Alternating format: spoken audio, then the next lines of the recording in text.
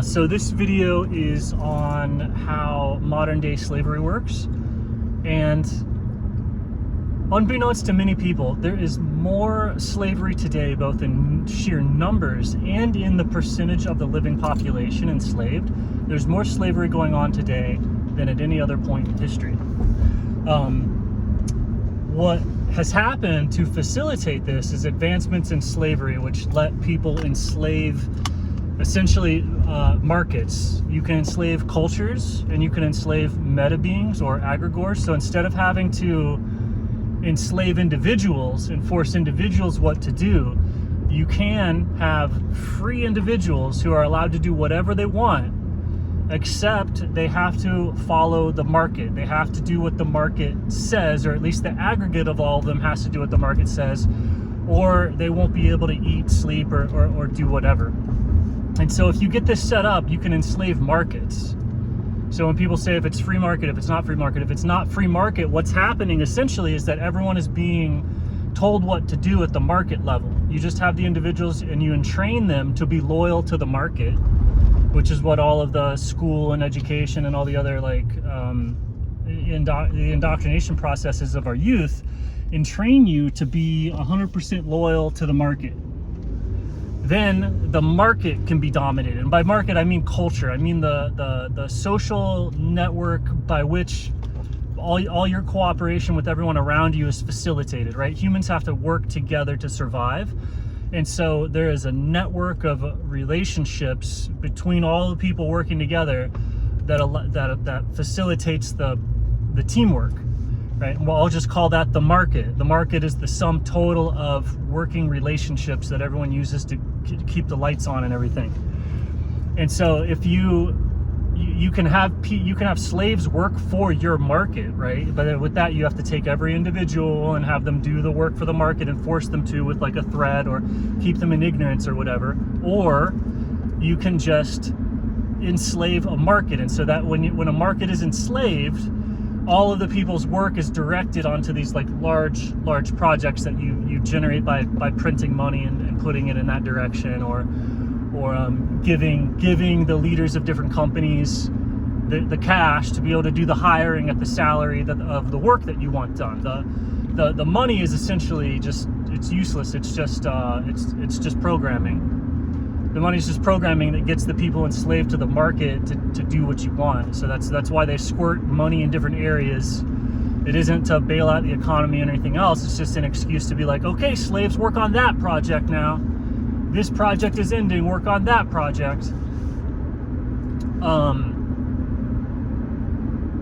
And so yeah, you can squirt those motivations in anywhere.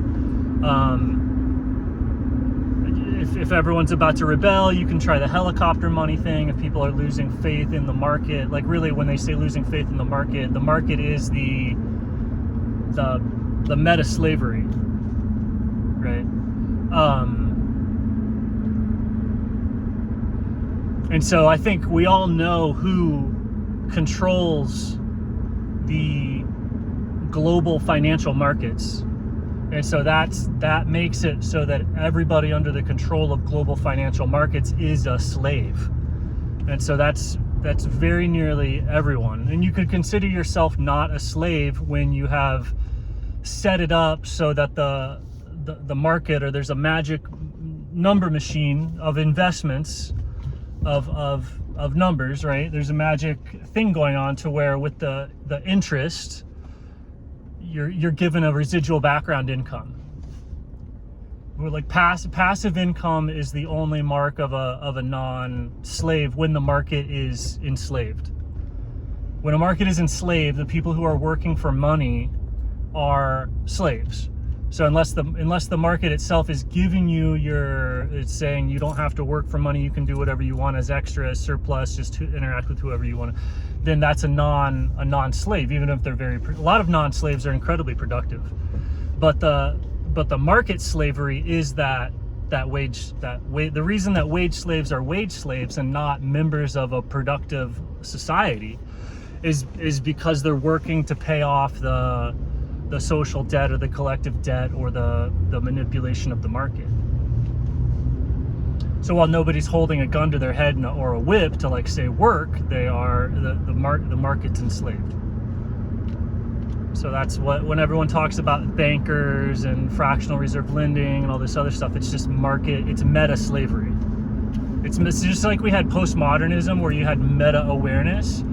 There was at the same time we had meta slavery, where you had the power to control and manipulate entire markets. And a market is nothing more than a group of people working together.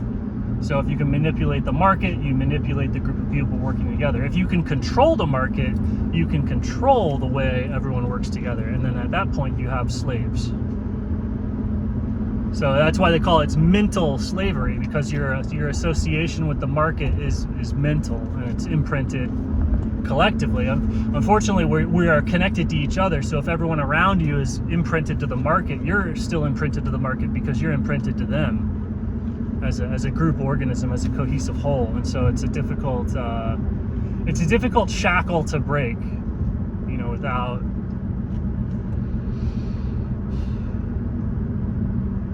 you can't really break it without hurting other people, because the other people are so enamored by it. They're so infatuated with it. So you can try and work for your slavery of getting the residual income at your living level, which could happen instantly, right? The people that don't have to work to survive, like the homeless people, aren't slaves. Like there's a lot of people that aren't slaves. A lot of people who are not slaves are prisoners to their wealth in a certain way. Like they're prisoners. They couldn't survive without it. They're stuck inside of it. They're stuck with it.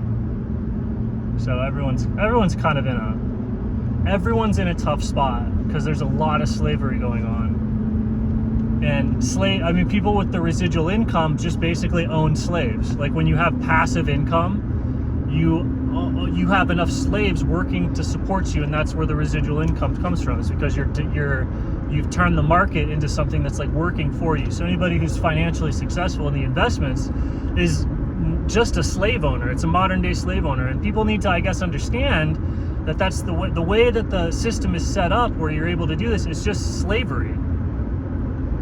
Like all the boomers and everything are just slave owners. All the people with the massive just residual income from their control of the market, getting more control over the market, through the good investments.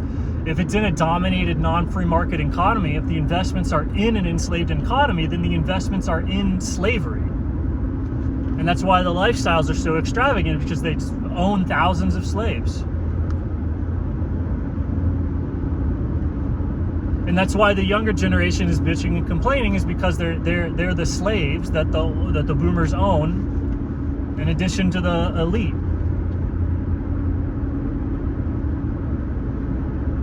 And then they sold their own kids into slavery by selling the economy into slavery, or selling the market into slavery, or allowing the market to be enslaved.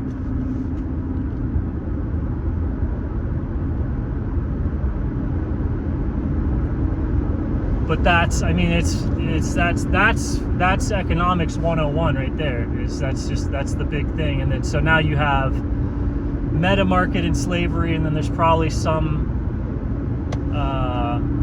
they're working on some other way of meta control, since people are seeing the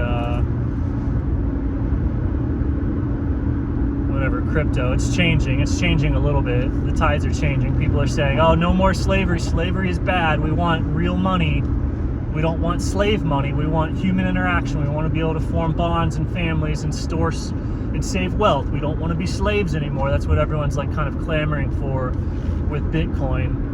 So slaves only work when the slaves sort of acquiesce to it. You have to break their spirit, and then they don't complain too much. But if the slave has a rebellious spirit, it ends up being more trouble than it's worth, and you have to let them go and just live off of the wealth that you've accumulated through the slavery.